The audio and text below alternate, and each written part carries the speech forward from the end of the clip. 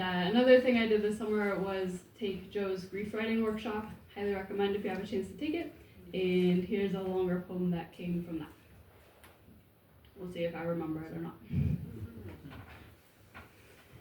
Grief has come to define me, holding me in place and shape, dripping wet behind me. People leave afraid to slip. People ask me who I am and what I do. I search my mind, try to retrieve my soul, but the truth is, I no longer know. It started with Victoria's death, the smell of cancer on the last breath she took. She died on a Friday, and then COVID shut the world down. A slow start and too quick descent with seemingly no end, because after that, the losses just kept coming, and coming and coming and coming for years on end, holding them all, an impossible undertaking. An undertaker couldn't bury me any further under. No chance to process one before another came, the things now too buried and entangled to even name. I put the grief of each loss in a pocket in my heart, to look at later when things were calm. My heart now burdened and choking, tattered and bleeding, labor to beat, but it struggles on.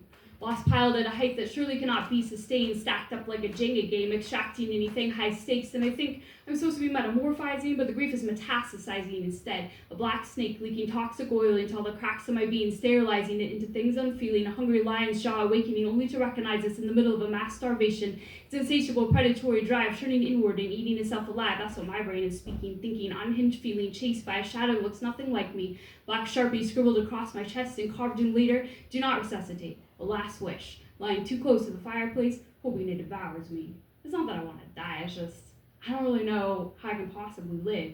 Intestines is tied tight, keeping everything inside, asphyxiating in my own tears, breathing them in, and the water keeps rising. I go to a therapist who asks me, have you ever tried just breathing? Did she hear anything I said? How many years I've been living one fucking breath at a time? Inhale through the intolerable and then exhale, just to do it again and again and again and again until the room spins, melon squeezing the sharp corsets of grief that don't allow them to expand and the storms roll in. Salted canyons on my cheeks deepening, gagged into silence by the trauma held within. My roots severed and left uncollected. I had wanted to take them with me, but fleeing doesn't always allow for that, and now I wonder, do they have new lives of their own, or do they also mourn for me?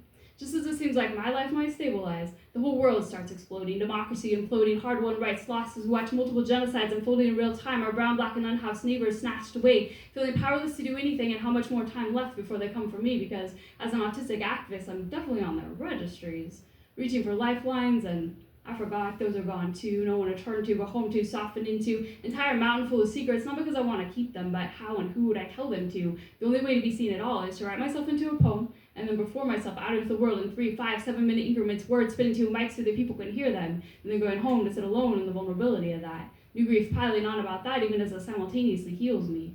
Desperate to get it out, writing and writing pages and lines, not enough time before it consumes me. My grief was a thing that I once carried, but now it carries me along. It's tango knots, tourniquets for mangled limbs, limping away from everything I have ever known, scrolling, pleading, seeking, searching for a home. Woo!